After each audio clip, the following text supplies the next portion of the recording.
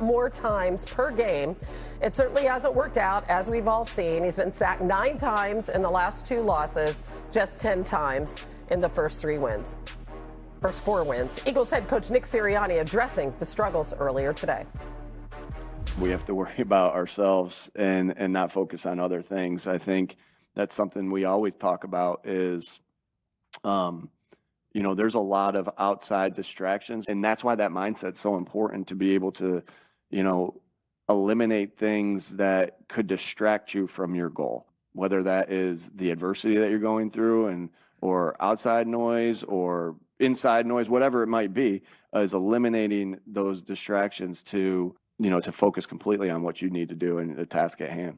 Jose, so he says the Eagles are worrying about themselves, but Brian Flores and the Vikings are coming to town. What should he be worried about, RC? He should be worried about that pressure. This Eagles offense is going to be under more pressure than a loose button on a fat man's jacket.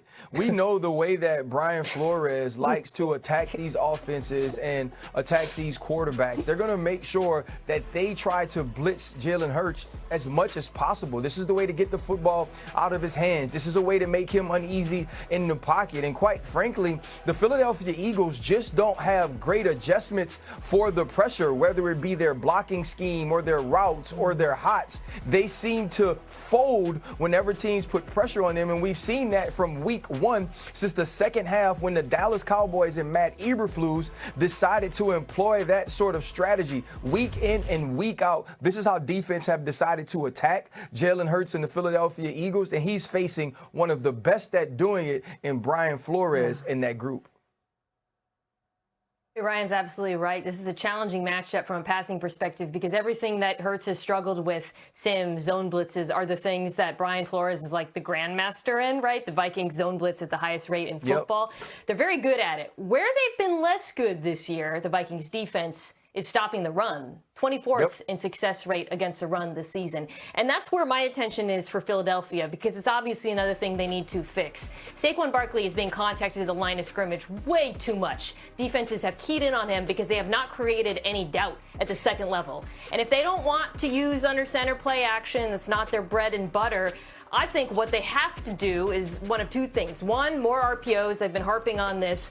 The other thing, though, and this is so important, Jalen Hurts has to run the football. If they're going to live in that shotgun outside zone world, Hurts has to be a threat to keep it. He has to do it early in this game. And I think if he can seed that fear in the Vikings linebackers, then it's going to ease things up on Saquon Barkley. You want to hear something crazy about the Eagles offense? Last year, in 2024, they ran the RPO 16 times. This year, they've run it 10. This is a team that in 2023 ran it 300 times, 200 times. The RPO has gone away from this offense. Wow, that's because he's so comfortable that way. All right, so again, one of the many mysteries about the Eagles, when we look on the other side of the ball, when the Vikings are on offense, what's the most important matchup, Dan? I would live in 11 personnel this week if I was Minnesota. In Minnesota, it's not necessarily who exactly they are. They middle of the pack when it comes to putting those 11 personnel people, 3 wide receivers on the field. But Philadelphia defensively is a bottom 5 defense if you do so. They've given up 11 touchdowns facing 11 personnel. Terrible. For me, it's Justin Jefferson and Addison. It's all about how do I use Justin and how do I use Addison. And if I can get one of those 2 guys on anybody really but Quinyon Mitchell or Cooper DeJean, we should have a ton of success throwing the football. And so as much as I love Minnesota's 12 personnel when they put their 2 tight ends in the field, this week, I think it's an 80%, 11 personnel matchup or plan game-wise, and I would make Philadelphia play to their weakness, which is having those 3 or 4 corners on the field. Dan, I love that. And I love the fact that you mentioned Addison and Jefferson, because the matchup isn't in the slot. The matchup is going to be outside, opposite Quinyon Mitchell. And it's going to be schematically, what do we see from Vic Fangio's defense early? You know, a few days ago or a week ago, we watched Quinyon Mitchell on the sideline with a hamstring. And so is he going to track number 1 in Justin Jefferson, or is he just going to play one side of the field? Because if he does, and we know exactly where to go each and every play, they should get a heavy dose of Jordan Addison or of Justin Jefferson on the outside because they are so susceptible and vulnerable. All right, guys, as we look at our picks here, What we got? How am I the only one on the Vikings? Because I listened to you guys breaking down all the Eagles' issues, and I'm like, the Vikings are at home. They're going to be Santa. Well, That's how. you'd know be what? respectful to Carson Wentz. No, Oh, you knew that was coming. You knew that was coming. Okay. ride the roller coaster, man. Some notable injuries, by the way, ahead of the Commanders and the Cowboys on Sunday in Dallas. Terry McLaurin will be out for a 4th straight game. We still don't really have any definitive word yet on Deebo Samuel, and actually the same can be said for CeeDee Lamb. As we mentioned, that Diggs injury popped up today. He's out Sunday. Here's Dallas head coach Brian Schottenheimer with more. Trayvon Diggs came in this morning with some concussion symptoms after having an accident at his home. He's been checked out by our doctors and is in the protocol and will miss the game. Okay, very strange set of circumstances for this injury, RC, but they're already just flat out terrible this season. Now no Diggs. What does that mean? Times when you're hanging Halloween decorations on your house, those ladders can get slippery. No, I'm just joking about something I probably shouldn't be. But I think the thing about this is Reddy Stewart has played a ton in the slot for this team. And on the outside, we've seen a lot of Deron Bland and Kyer Elam. And so you're going to see those things as well. I think the big thing for the Dallas Cowboys is, like, can you stop the run first to even get to the point to where your cornerbacks and your secondary and your defensive backs are involved in this game? When you think about Bill Krosky-Merritt and what we've seen for him throughout this year, he didn't have that sort of impact on the game against the Chicago Bears. And I expect that they'll come in watching that film from last week and say to themselves, that's where we have to get going, which will allow Jaden Daniels opportunities to carve up that back end, because we know the rush of the Dallas Cowboys isn't what it could have been after making the trade of Micah Parsons. Yep, it all goes back to that. All right, so let's talk about the Dallas offense. They're going to have to carry the day as usual. What are you looking for? It's a great offense until it gets to the red zone, and then it's an average offense. If the Cowboys are going to matter this season with as bad of a defense they are, they're going to have to be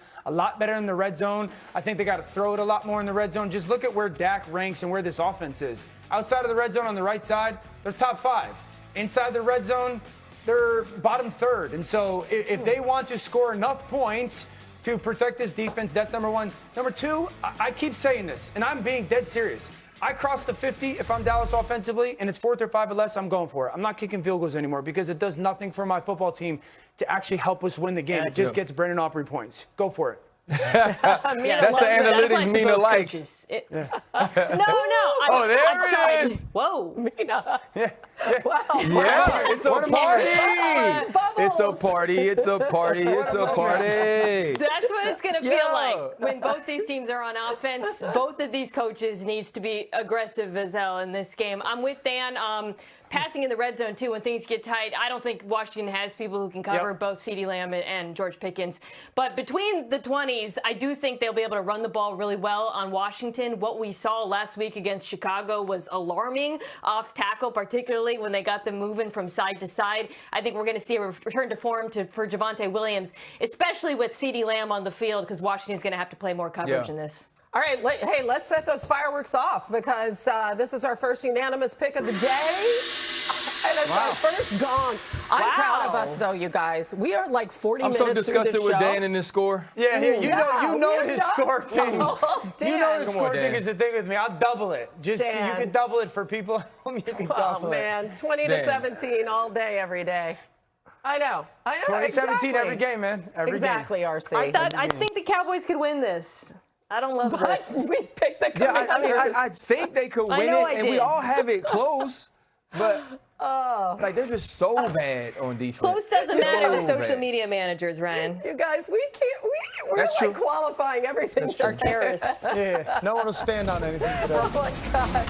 All right, it's time for AI-generated fantasy insights provided by IBM Jaden Daniels. Number 1 on the Watson X boom list of players predicted to exceed expectations this week. At the Cowboys, IBM has a high projection for Daniels, up 28.9 fantasy points, the most for any player this week. Coming up, Jackson Dart stunned the Eagles. Can the Giants quarterback repeat it this week against the Broncos? You know what? Not everybody is buying the hype. He's, feeling himself a little bit. He's out there running around. He's got the chain on. He's dancing.